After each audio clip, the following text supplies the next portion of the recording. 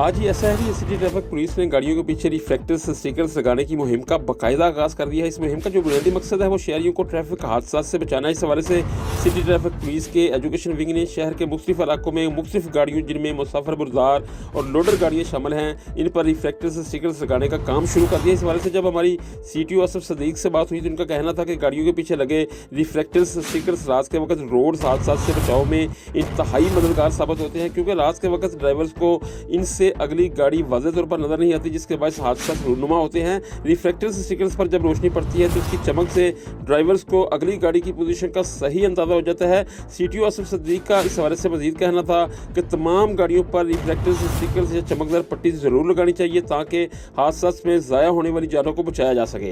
जी।